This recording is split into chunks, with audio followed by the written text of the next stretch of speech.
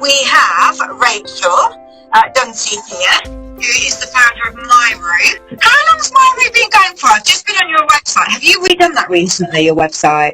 So we're in the process of a big rebrand, which goes live in about 2 weeks. So there's some elements of it starting to sneak through on the website. So that's why it looks a bit different. But it'll change quite dramatically in a couple of weeks. So yeah, exciting. So Myroo in its current guise has been going for 2 years, almost to the day. Prior to that, I ran another company called Myroo, but everything changed when we relaunched 2 years ago. So the only thing that stayed was the name, which is Myroo is my nickname, so it was quite personal to me. And we had a little bit of brand equity in the name as well, so we kept that going. So prior to that, it was a natural skincare company. So I've been in the industry 9 years. So I ran Myroo as a natural skincare company. I freelanced for a cosmetic pharmacist for 5 years. Formulated for other skincare companies, all sorts of bits and pieces, all in and around cosmetics. And then relaunched 2 years ago and was like, I need to stop messing around doing consulting and things. That's not what I want to do. I want to be a skincare brand. So yeah, we're 2 years old. Wow, my goodness. And award-winning, everything else. We can go on your website. 3 triple award-winning, is it? Oh, a bit more than that now. It's so good. It's so good. It is good. It's exciting. Just to put it into context, because we've got a range of brands as part of the group, and some of them are not entirely sure yet where they're going as far as market is concerned. Yeah. So you both sell online and you have a strategy for retail, don't you? Yes. Yeah, so we sell direct to consumer and then we wholesale to, I think we've lost Karen. Or she just all right, she switched the camera off. Yeah, so we sell direct through our website and then we sell through a combination of retail routes. So we sell to small independents, spas and beauty therapists, and large retail as well. Yes. Excellent. Hi, Steph. I've just seen we've got Steph on as well, which is cool. That's brilliant. Great. Now, I was chatting to Rachael before you guys came on, and she had, yeah, cool, Karen, no problem. She has confidently declared there is no funding that she's not done. Oh no, someone's going to catch me out now. So what I'm going to do is, because I've got everybody muted at the moment, just so that when Rachel's speaking it's easier, if you want to ask a question, just stick your hand up in the chat box or write it in the chat box and I'll read it out. But if you just say you've got a question, I'll unmute you so that you can join in. Because I'm going to let Rachael sort of run with it and tell us basically what she's done and how she's done it and what was successful, etc., etc. Yeah. And I will jump in and I'll monitor the chat box, Rachael, and I'll pick up anybody who's got any questions. So okay, I think I can see the chat box as well. So yeah. And do ask lots of questions, lots and lots, because we'll all get bored of the sound of my voice to the west. It's nice. I've got a cold today, guys, so it's really, really nice not to have to do the speaking. Over to you. Okay, so yeah, so we've been going 2 years. So in its previous guise, I didn't make my money from selling products. I made my money from consulting. So really, when I started Myroo as it is now, was when I needed to make money from it. So it needs funding in your business. Even if you've got little pots of money here and there, to scale a business costs, unfortunately. Karen was just talking about having their toxicology reports and your packaging and all of these things. Building a team, having the support you need around you, all unfortunately costs money. And while there are things you can do on a shoestring and you can manage things carefully and beg, borrow and steal, ultimately if you want to grow and scale a business, you will need money behind you. So the first port of call was a rather unpleasant phrase, which I don't like at all, but it often gets used in investment circles. As in, an investor won't really look at you until you've explored these routes of funding, and that's friends, family and fools, which I think is just a horrible phrase. So basically, people who love you and want to see you do well, so your friends and family, and then fools, i.e. anyone you can trick into letting you have some money. A horrible, horrible phrase. But basically, friends and family are often the very first port of call. How many of you tapped into those already? We've been quite fortunate. We've had some bits of help from family along the way. And in the early days where you're just getting going, that can be quite a useful way just to keep the business moving. I totally understand that not everybody has access to that at all. And you know, and hands up to people who manage without those sources of funding. We were fortunate in the early stage to get a little bit of an oomph from Bank of Mum and Dad. They gave me a bit of money to get going, and I'm eternally grateful for that. If you haven't got access to that, there are still lots of other options available to you. But in the early stages, you don't want to go, for my money, you don't want to go hell for leather straight in for big debt and big equity and investors and that sort of thing. I think there's sort of a period of learning that's really useful that you want to do. Basically bootstrap everything. Because the early days, you can get a bit giddy and a bit carried away.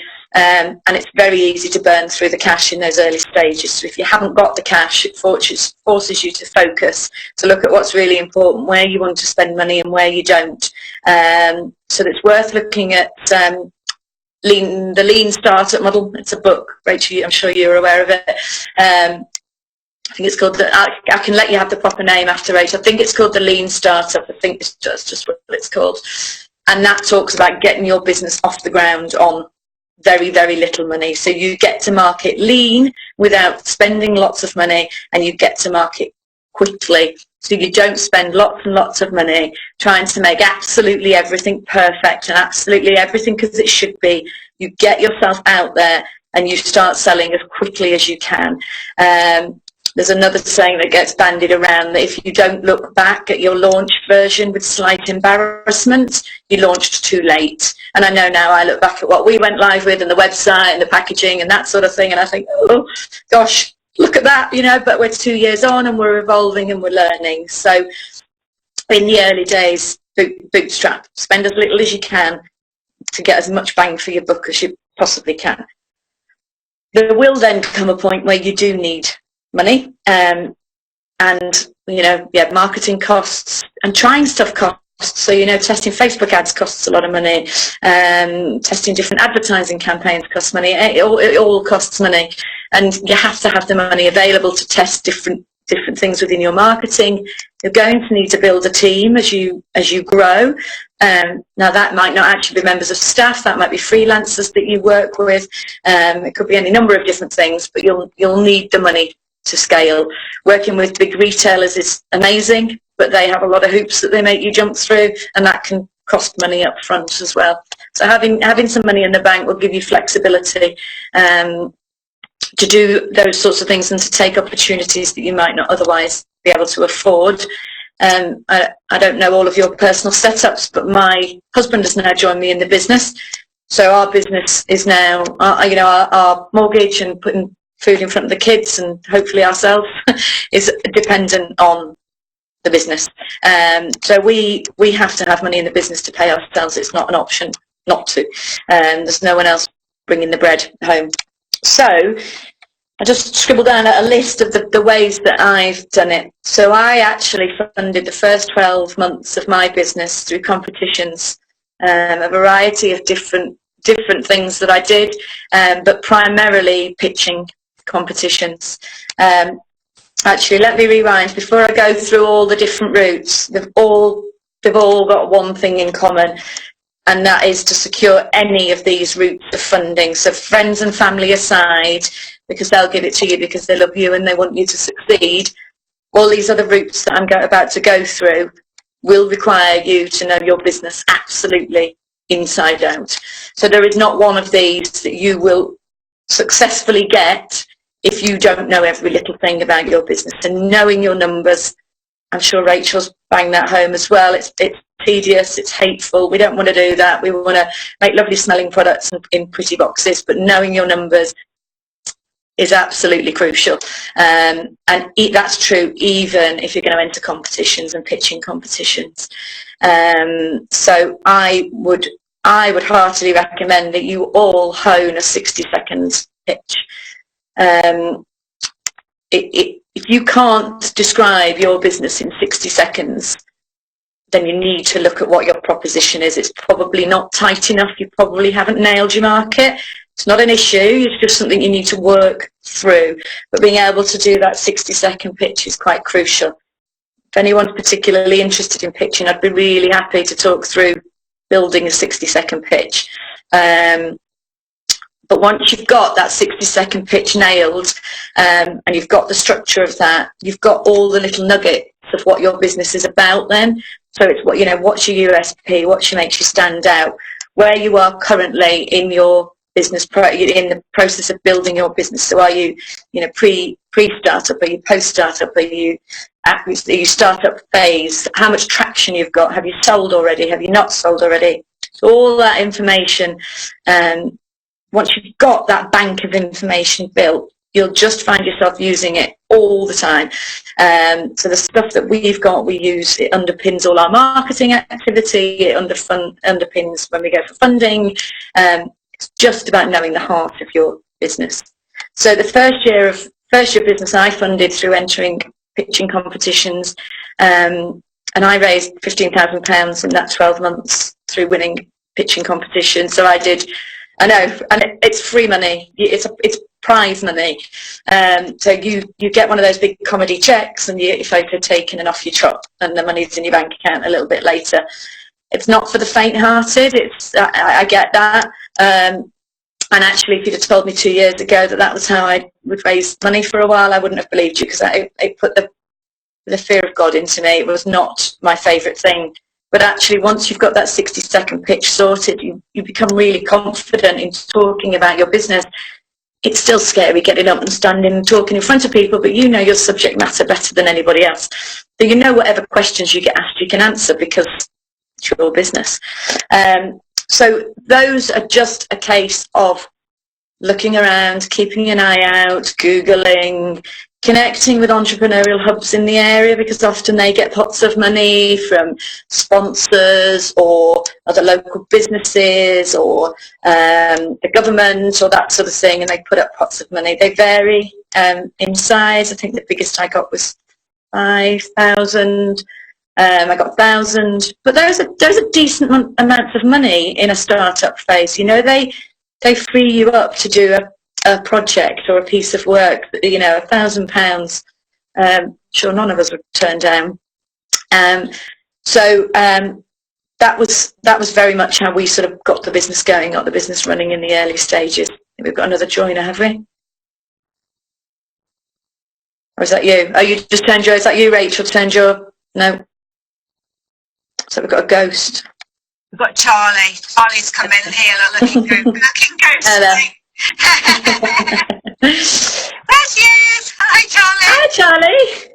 Oh, familiar faces. It's nice. Yeah, and I'm happy with any of these. If anyone wants to pick up with me afterwards as well and ask specific questions, I'm happy to sort of deep dive into any of these topics. But that just requires networking is great for finding competitions and pitching competitions. So getting out, networking is an art in itself, but finding the right groups to network with. You'll hear about these sorts of competitions and events that are going on. So that's quite an easy way to raise money. The other is grants. So that's free money as well. You don't have to pay it back, but it's usually matched funding. So it varies, 40-60, 50-50. But so if you're putting up £5,000, they'll put up £5,000. So the downside of that is you have to have some money to match to what they're offering you. So if you're absolutely skint, that's perhaps not an option in the early stages. The other thing is, are you freezing, Rachel? The other thing is that it's not worth doing a project that you had no intention of doing just to get the matched funding. So if you got some funding to do branding work, and you're like, well, that's amazing, but you're already happy with your branding, there's no point you putting up £2,000 of your hard-earned cash in order to get 2,000 matched funding to do a £4,000 project that wasn't on your horizon. Does that make sense? Yeah. But if you've got some beefy projects that you're about to do, so we're doing quite a bit of work around outsourcing manufacture at the moment, which is exciting but expensive. So we've secured some matched funding for that, and that was 50-50. That was a project we were going to do and we were going to fund ourselves. So they've basically halved the cost of that, and the money comes into your bank account, and it's then yours to spend on that project. So we've secured nearly 10 grand, I think, in grants over the last, and this is over the last 12 months for various projects, scaling projects. So those can vary from area to area. So it's really worth getting in touch with the LEP in your area, the Local Enterprise Partnership. They will have loads and loads of information about what grants are available in your area. Some of them are national, some of them are more local. I'm quite lucky I'm in the Leeds LEP area, and Leeds, being part of the Northern Powerhouse, has got lots of funding coming into it, so we've had quite a few grants available. You'll have to do a bit of digging and find out what's available in your particular area and for what types of projects. And it's interesting what you can shoehorn into different projects as well.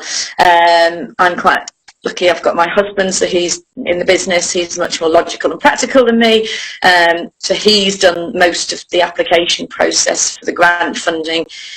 It's tedious, but it's worth it for free money. A few hours of your work filling in a 16-page form in return for a few grand has got to be worthwhile.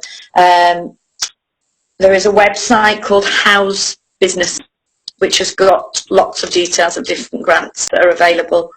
A lot of these are EU funded, so if you've got any projects on the horizon, I would crack on, because we obviously don't really know what's going to happen to those sorts of fundings in the future. I won't mention the B word, but whatever happens after that, these grants will change, and there is ready EU money available. So those are well worth exploring, and I would explore all of these that I've mentioned already, so competition, family, friends, competitions and grants, before you do any of the others. And then there are two main routes: there's equity and debt. So debt is loans and equity is investment, basically. Loans, there's a number of sources you can get those from.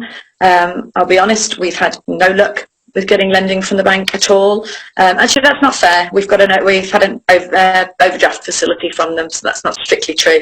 But they wouldn't give us a loan. So we have got some debt with them in the form of an overdraft, some flexible debt, but they wouldn't lend to us. We had a business plan, we had traction, we'd sold into John Lewis and Anthropology, and two main high street banks turned us down for funding. So at that point, I thought it was game over.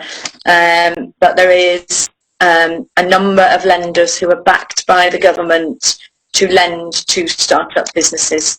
These businesses have all sprouted up in the last little while purely for this reason, so that the government has put some money up to, I don't understand enough about it, but basically a buffer for these businesses, that if it goes wrong, the government will take the hit, so it reduces the risk for these companies. So we went with a company called BEF. Can't tell you what that stands for now. Business Enterprise Fund, I think it is.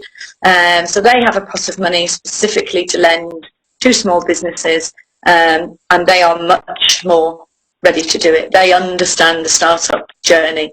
They understand that you're highly unlikely to be profitable for 2 or 3 years, and therefore your figures aren't going to show you making millions of pounds straight away.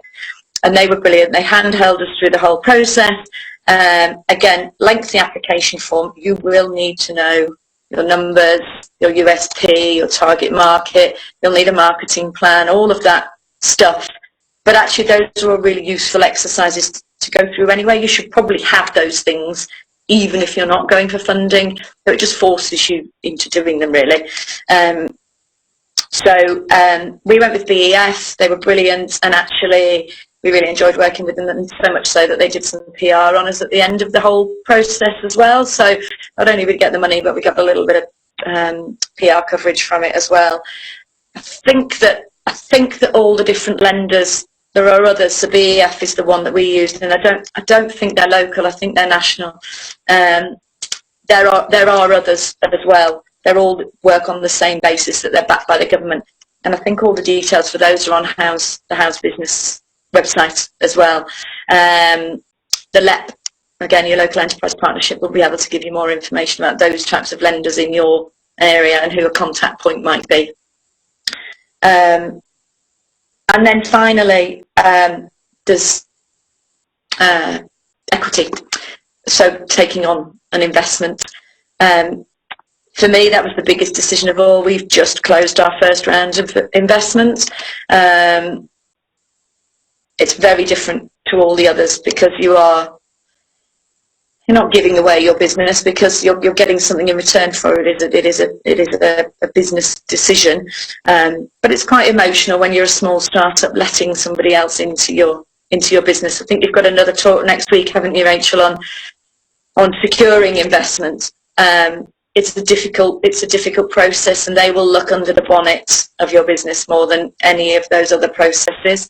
You need to know what sort of investor you want, whether it's somebody you want in the business with you. So do you just want their money, or do you want somebody with the skills that you're missing in your business?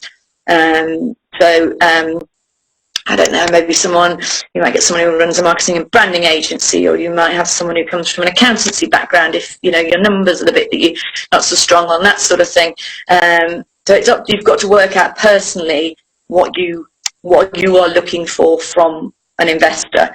I found the whole process quite emotional. Now we're through it and out the other side. It's great, and it's been the right thing for us. It's given us a chunk of money that's allowed us actually to be really strategic with the business and where we're going next, and to plan, to test some things without worrying about running out of money, and that sort of thing is really, really amazing. And we are launching some new products as well, which we all know is not a cheap thing to do. So there's several new products in the pipeline over the next few months as well. So by the end of the year, we'll more than have doubled our product range. And we couldn't have done that without the investment. So it's not something to be entered lightly into. If it's something you decide to do, there is lots and lots of support out there. Finding investors is not as hard as you might think it is. Again, networking is really important for that. The LEP, I keep talking about the LEP, but they've been a really important part of our journey. Actually, they've been a great help and source of information. They may be able to point you in the direction of local investors groups. So I said I'm from the Leeds LEP area. There are several investment networking groups in my area. Some of them are free to go along to, some you pay to go to, some charge you to pitch, some don't charge you to pitch. It's a bit like dating, where you just, you've got different, do you just rock up in a bar and hope to meet someone who takes your fancy, or do you go to a speed dating event? There's lots of different options available. If you've got other friends who are in business and have taken investment, you could ask them to introduce you to investment groups. But again, knowing your business inside out will be absolutely crucial to that, because even at that first date stage, they're going to want to know, so what is it you do? You need it in a nice nugget. You need to be piquing their interest in your business. The process can be quite long for investment, or it can be quite short and sweet. I've got quite a few friends who've closed huge investment rounds in a very short period of time, and others it's dragged on for months and months and months. The shareholder agreement is a meaty document, and obviously both sides have their own interests at heart. So trying to find that happy medium between the two, where everybody's happy, is quite tricky. And there's some difficult conversations to be had as well. It's a bit like writing a will, where you've got to think about all the worst case scenarios of what could happen in your business and what will happen at that point. So if you become, really poorly and can't run the business, does the investor have the right to take control, or what happens? So there's quite a lot of emotive issues to go through when you're taking on an investment. But It is really empowering, and you do feel quite grown up. Got an investor, not playing at this anymore. For me, the debt being turned down by the bank was awful, horrible process, and really, knocks your confidence. But when we did get the debt from BEF, that for me was the most straightforward process. The form was long and laborious.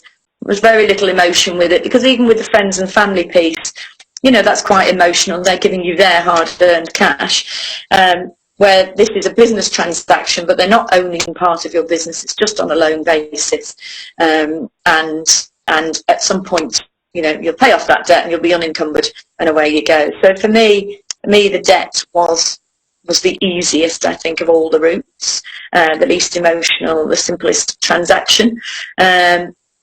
But there is then a debt sat there that needs to be paid. We made sure that the debt we took on, we knew if we had to go back to employment, if the business doesn't get to where we need it to be, we could service that debt with salaries, and we wouldn't be having sleepless nights. I should point out, I didn't mention that the loan from BEF that we have is classed as a personal loan. It's not against the business. It is a personal loan for business purposes. If the business does fold, we're still liable for that debt. It doesn't go away. So that was why we gave some quite careful thought to the amount that we borrowed through BEF. So that's worth giving some thought to as well. So yeah, that's all the different routes that I can think of. I'd love to hear if anyone's got any I haven't explored. So I'm always up for hearing about other ways to raise money.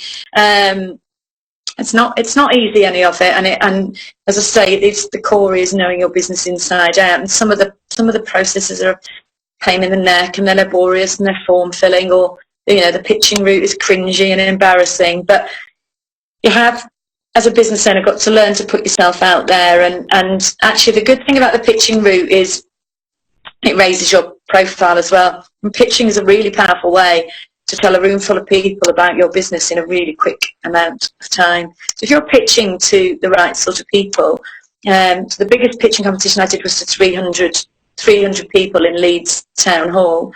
I got taken for coffee after that. So the business was only 6 months old, and one of the judges on that panel asked to meet me for coffee, and I thought it was just a networking opportunity. And at the end of that coffee, he offered to invest £50,000 in my business. I didn't go with him. It wasn't the right time for investment at that point, but it just shows you the power of being able to tell a room full of people about your business in a really short space of time. And yeah, that is the backbone of all of these, I think. I've repeated myself a bit there, but it is really, really important in my mind. And can I ask, Rachel, pitching competitions that you've done, have they all been at a local level, or have you wow? Have I done? Because £15,000 in pitching, from pitching competitions, we would all assume, or I certainly would assume, that they are national competitions. No, I don't think so. That's really interesting that funding is available in local areas. So all of you have your own local area, and you can access that kind of money just by having the balls to get up and do it. Yes. Now, during that first year of the business, I was on a programme called Entrepreneurial Spark, which is nationwide, and that was amazing. Sort of, it's an entrepreneurial hub, so it's full of other startup businesses. They curate really carefully, so there's no one stepping on your toes. All different types of businesses, but no overlaps.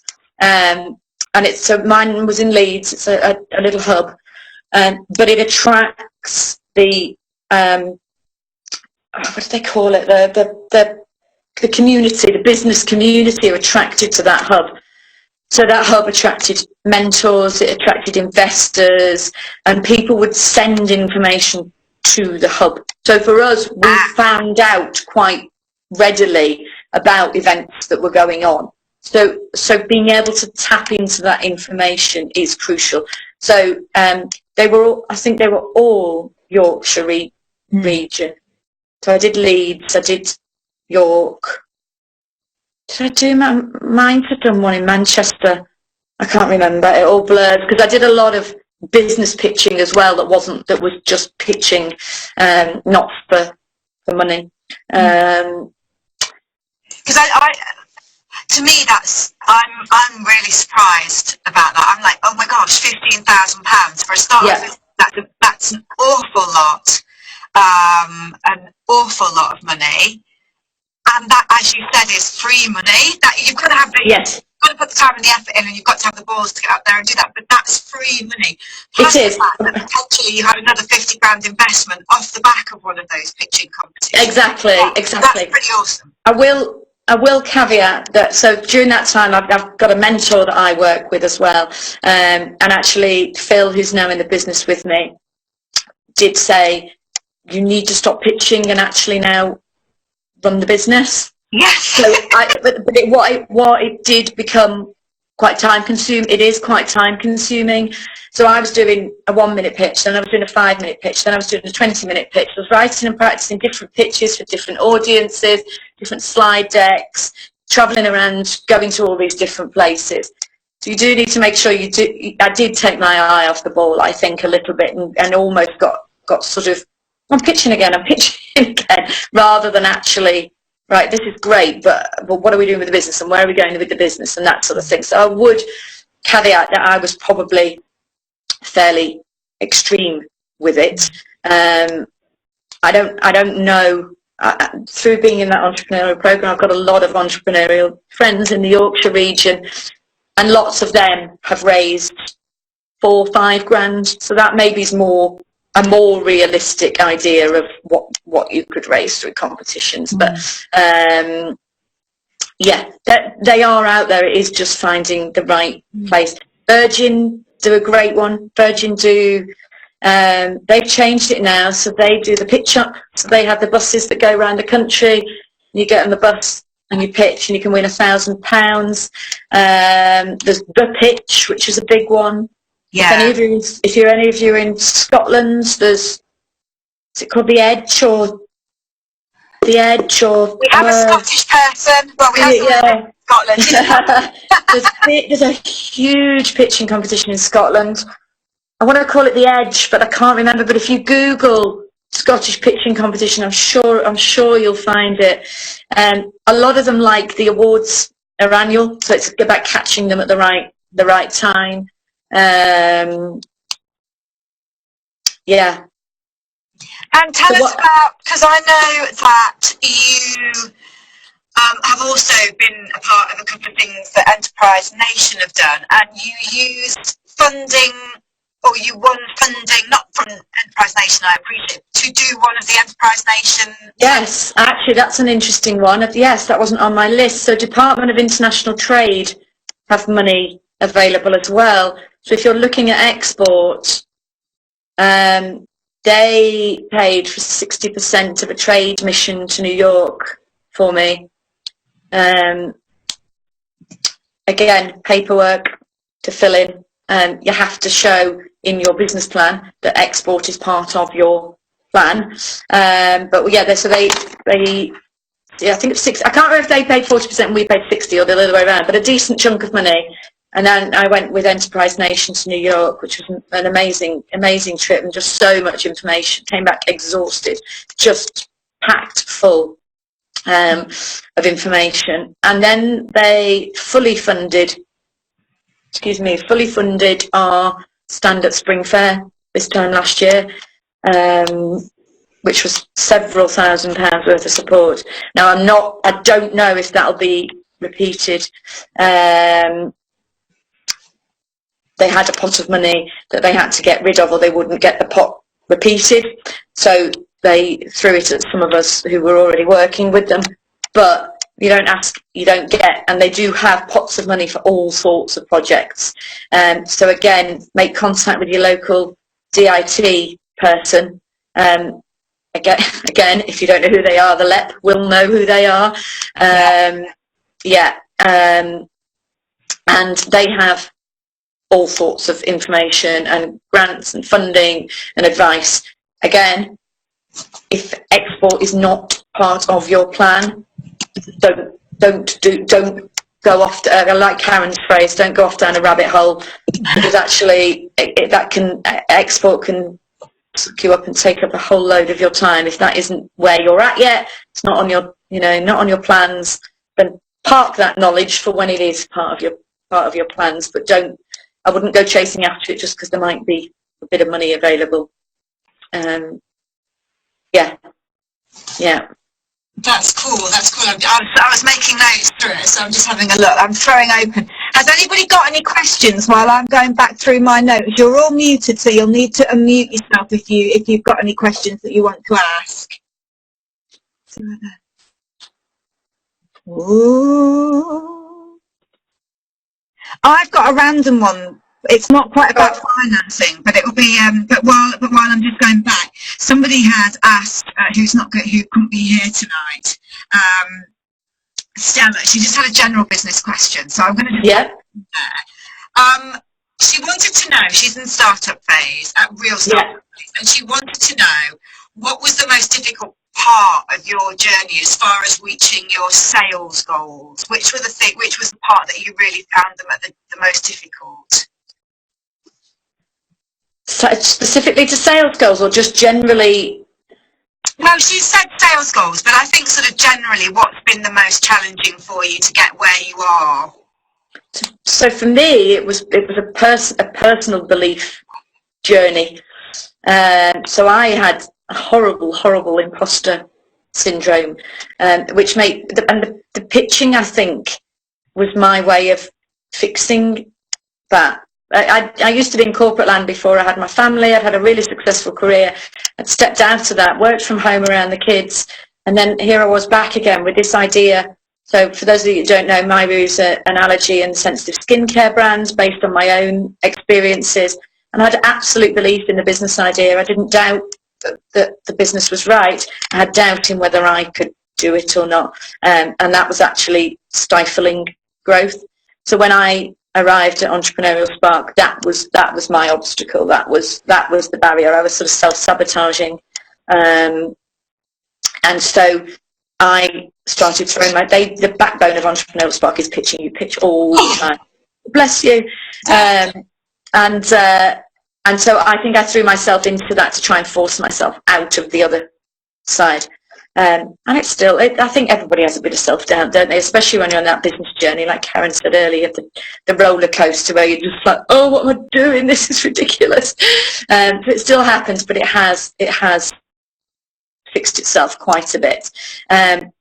Sales, at the end of the day, sales are what it's all about. Well, profit's what it's all about. But you don't get profit without making the sales. I set over-ambitious sales targets in the early stages. So we were really lucky because we got John Lewis within 6 months of launch. Just John Lewis leads, not nationally, but nevertheless, I was on a high. And then a couple of months after that, I got Anthropology. So I was just convinced that this was it. That was how things were going to continue. And basically, everybody I asked was going to take my products, and we were off. And that wasn't the case at all. And those big retail accounts are great headline acts, but it turns out that they don't make quite as much money as you thought they might. And so there was a bit of a bump sort of 12 months in. So my first 12 months, we won awards. We got Micro Business of the Year award at the Great British Entrepreneuring Awards when we weren't even 12 months old. So our first 12 months were just amazing. And then the second 12 months were not. So there was a bit of a bump landing where we sort of re-looked at forecasting and worked out, okay, let's be more realistic now. We've got a bit of learning. But the nature of startup is that you're learning as you go, and you will make mistakes, and you learn. As long as you learn from them, then those mistakes are valuable. And I think if you think you're not making mistakes, you probably just haven't spotted them yet, because they're there. You do, and it is a steep learning curve, but you just sort of keep going. And sales are better as a steady process. I know. I'm firmly of the opinion. Rapid acceleration brings its own issues. Steady growth is good. And I was just thinking, I knew there was another point I had about the funding, so I'm just going to go back. Yeah. How did you decide, were there specific things that made you decide when were the times you needed different types of funding? So the grants were because the timing was right. There were projects that we had in plan that there was funding available. And you would get your projects sort of, you would know, because you're building your business plan, etc., you'd know what it was, and then you would go out and search to see whether there were. So we keep an eye on what grants are available all the time. So new grants come up regularly. So if a new grant fund comes available, we're like, oh, it's for IT, it's not for us. Or, oh, and how are you tracking that, Rachel? Through house business. Through house business. Yeah. Yeah. And you can subscribe to emails as well, so that you're not having to go and check all the time. Yeah. So that's like top tip. I've just seen your comment. Are they northern based? I've just looked at house business. And it might be. They're quite northern based, but if they exist there, they exist in around different names. So everybody should be checking them out. And I know you can get on. Certainly competitions. Yeah. You can get on a if you Google it, you can get on an email list where they send you an update every time there's a new competition. So there must be something similar for funding. And that's kind of like the top tip in your area. Find out who's doing it and get on their mailing list. Yes, definitely, definitely. Was there something else then? No, it's gone from my head. What were we saying just before that? We were just talking about, so what triggered you to go for the different areas of funding? Oh, yeah. So the granting we keep an eye on. Yeah. And so if any funding comes available that's for something we're working on, we go for that. The debt, being honest, because we were going to run out of money, so we needed a bank loan to keep us afloat. And the equity, because we want to scale. We need to get the business to the next level, and we couldn't do what we needed to do without a lump of cash. So we needed some investments at that point. Yeah. Oh, that's cool. Right. Is there anybody out there who's got questions? It doesn't necessarily have to be on funding. You have access to Rachel for a few more minutes. So ask anything that you all into silence. No, sometimes, I mean, I can't believe Steph's silent. She's silent and also not visible, which is very... Hello, I'm not now. Can you hear me? Hi, Steph. Hello. I'm actually in Liverpool in a hotel, so I'm trying to be... That's why you can't see me, because I'm on my phone. So, Rachel, can I ask you a question around sales and pitching to retailers, really? Yes. In terms of, how did you go about that? Did you get help from that, or did you just approach them directly? I've approached all the retailers directly. So actually, sorry, that's a fib. John Lewis was through a third party. So that was through a sort of distributor type organisation. So they did the pitching for me, but I had to pitch to them to get on their books, if that makes sense. No, that makes sense. So I pitched to House of Fraser and Boots and Space & K and Phoenix and probably some others that I can't remember right now. I've contacted them all directly. Yeah, because I've just pulled together a presentation to do for pitching to them. I guess my next question was, how do I take that next step? So it's just basically trying to just contact them and get in front of them and you pick up the phone and you put your big girl pants on because it's slow and it will take 10 times longer than you think, and they won't return your calls, or they won't return your emails, or it just is quite painful. That's okay. I'm expecting it to be that. But you get the odd glimmer. So actually Phoenix, I don't know if you're looking at Phoenix they buy individually, so there isn't a head buyer. So actually it's quite a nice one to start with. So some of them they buy for a couple of local stores. So there's Tunbridge Wells and I want to say Winchester, it's not Winchester, but a couple where there's one buyer buys for one. For those two, sorry. But for most of the Phoenix, there's one buyer in store who buys for that store. So I was petrified of speaking to the head buyer of wherever messing it up and that door's slamming in my face forever, which is not going to happen. That hasn't been my experience. Actually, there was one experience, but that's a different story. But everybody else has been, once you've got them engaged, we'll talk to you and we'll give you a reason as to why not, or why. Quite often we find it's not now, and they'll give you a reason why not now. So, for example, John Lewis, John Lewis nationwide beauty buyer we spoke to, and she said your product range is way too small. We need like 3 times the size that you've got now. So go away, work on it, and come back in 18 months or whatever. So that's, you know, that relationship's there, and I'll go back to her in 18 months' time when we've done that. But the Phoenix ones, it sort of felt bite-sized. You know, okay, so if I stuff up the York one. Yeah, I can just go to somewhere else. Exactly. So that was quite a nice one to start with. I'm very happy to look through your presentation if you want me to have a look. That'd be lovely. Thanks. There are some set things that they will want to see. We can pick it up offline if you want, but they'll want to know about your team, and you might go, oh, I've got a team, but you'll realise you've got Rachel, so you've got logistics support, you've got you might have your friend who runs a marketing company helping you with the marketing, so suddenly she's your non-exec marketing director, so it doesn't actually have to be these are people I pay wages to, but it's who is your support team. They'll want to know where you've got to so far, and if you haven't yet launched, that's okay. And actually, I know some businesses have gone in pre-launch, and that's worked out to be the right thing, because then specifically someone like Boots are quite demanding.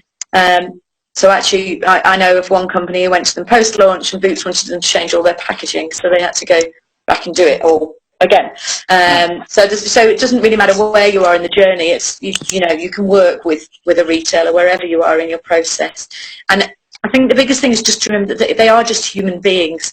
I think they're ridiculously busy human beings. There are a lot fewer of them than there used to be, and they haven't got the teams behind them that they used to. But they are just people at the end of the day, and in general they will be pleasant to you. The answer may be no.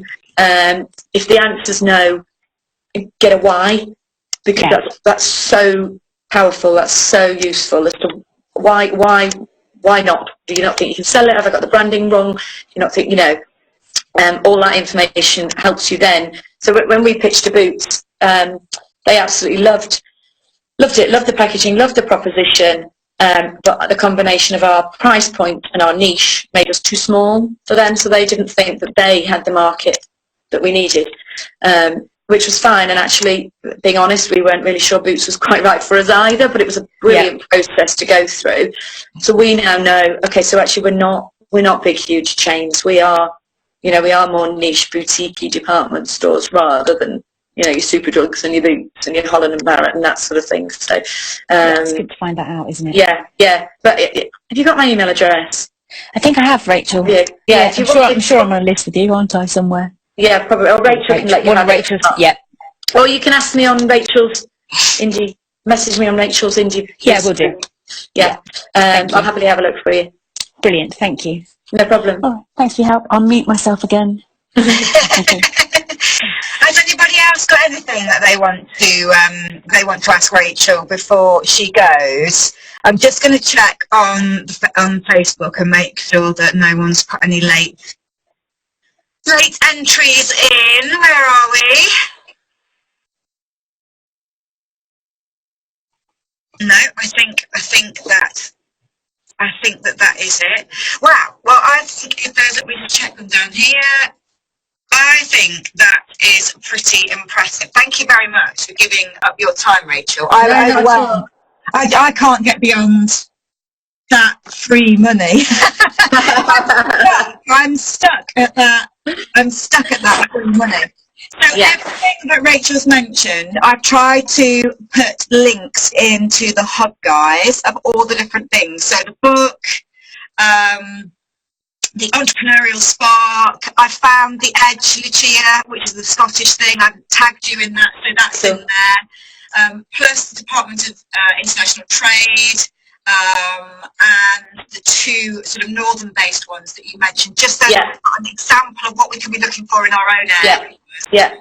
And then the other thing was, the LEPs. So that's your local enterprise partnership. So you'll need to pull those locally, but they sound like they're going to be full of all the knowledge. And then they don't really have the knowledge themselves, but they'll be able to tell you who has. Yes. Yeah, and then also possibly having a bit of a Google in your local area for sort of companies who are working with a knowledge of the grants and the pots of money that are available, and getting on their mailing list so that you can be finding out what is there, and checking every project, so website development, anything like that. Yeah, all of it. There's all sorts of random bits and pieces around. Yeah, cool. I think that's amazing. Absolutely brilliant. Thank you so much. No problem. I'm in. If any of you are in Rachel's, what's the one I'm in? Indie Beauty. We are Indie Beauty. We are Indie Beauty. If any of you think of anything after, just put a question in there and tag me, and I can help you. Legit, if I can, I will. Thank you. Oh, you're welcome. That's amazing. Okay, guys, all the links are in the group.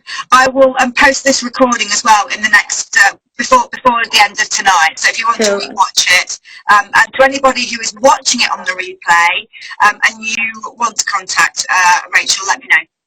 Yeah, and good luck with all your businesses, everyone. Cool. Thank you very much. Bye. Thank you. Bye. Bye.